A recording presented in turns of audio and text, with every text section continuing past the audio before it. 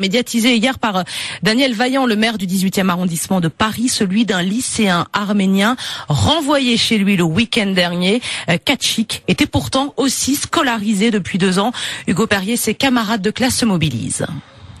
Oui, dès la semaine dernière, quand ils apprennent que Kachik vient d'être contrôlé, sans papier, et qu'il est dans un centre de rétention sur le point d'être expulsé, Karl et ses amis tentent le tout pour le tout. On s'est mobilisé le soir même dès qu'on l'a appris en fait, et on a décidé d'aller à l'aéroport directement. Une fois arrivé à l'aéroport, on a décidé de se mettre en contact avec les gens qui montaient dans cet avion-là, de demander aux pilotes de ne pas décoller, et de refuser d'attacher leur ceinture, et de refuser de s'asseoir. Au final, ça n'a pas marché, puisque l'avion a décollé quand même. Pour un gouvernement de gauche, ça craint quoi. Et les camarades de Kachik ne désarment pas. Aujourd'hui, ils entendent bien se mettre en grève. On va bloquer notre lycée déjà pour manifester pour Kachik et pour tous les lycéens sans papier. Ça nous paraît normal de se rallier derrière eux. On sera énormément, on espère tout le lycée, ce sera pas forcément possible, mais on sera énormément. Il y a 2 ans, les activités politiques de son père avaient conduit Kachik et sa famille à fuir l'Arménie. Aujourd'hui, l'adolescent risque 3 à 5 ans de prison dans son pays pour s'être soustrait au service militaire. Mets-toi à la place de cet élu qui quasiment... Oui, ça la traumatise. Non, c'est pas ça. Dès qu'elle met un pied à l'extérieur et qu'elle va sur le marché, elle est interpellée. Non, mais tu sais quoi, Claire? Tu vas avoir 2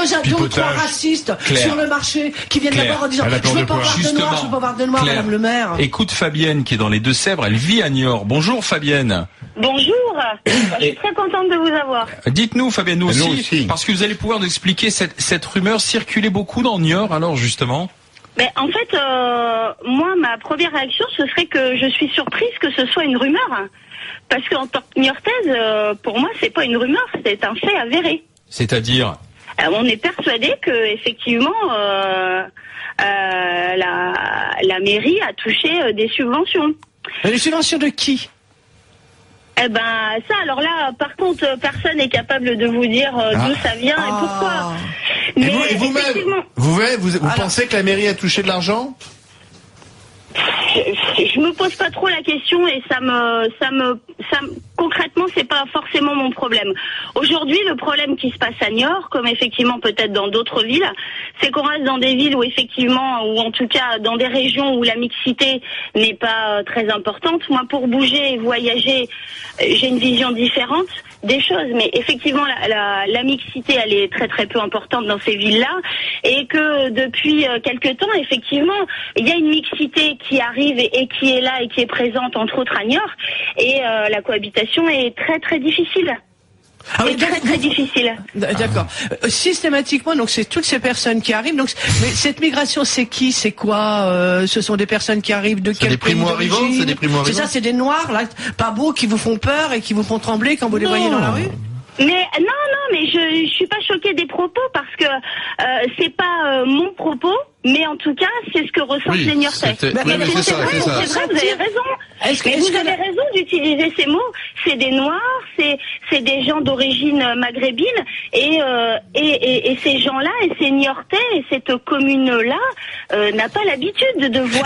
Mais il faut s'ouvrir au monde, madame. Et c'est triste. Et c'est triste. Je suis d'accord avec vous. Il faut leur dire à ces personnes-là qu'il faut s'ouvrir. Maintenant, vous savez quand vous dites. Mais n'engueule pas, elle est d'accord avec toi. Oui, non, mais par contre, quand vous affirmez que vous êtes sûr qu'ils ont reçu de l'argent, mais vous n'êtes pas capable de dire d'où et de qui.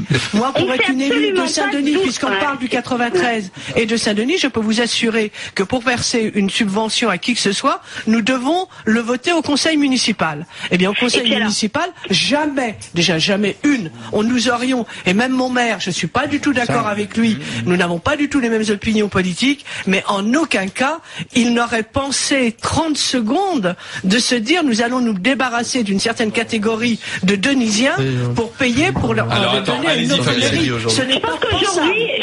Je pense qu'aujourd'hui, effectivement, moi je suis d'accord avec vous, j'ai même pas à la base compris quand on m'en a parlé, dans le sens où quand on habite en région parisienne et qu'on vient vivre à Niort, je vois pas trop où est le problème. Où est le problème et pourquoi... Non, je pense pas qu'il y ait plus de travail malheureusement sur Niort que dans d'autres régions. Donc je pense pas du tout. Mais en tout cas, la mixité aujourd'hui est là, ça c'est certain.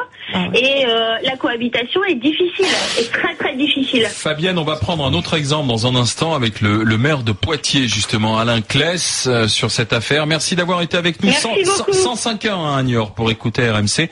Et je vous envoie un t-shirt DGG, Fabienne. Merci beaucoup. On vous embrasse. À bientôt. Merci, moi aussi.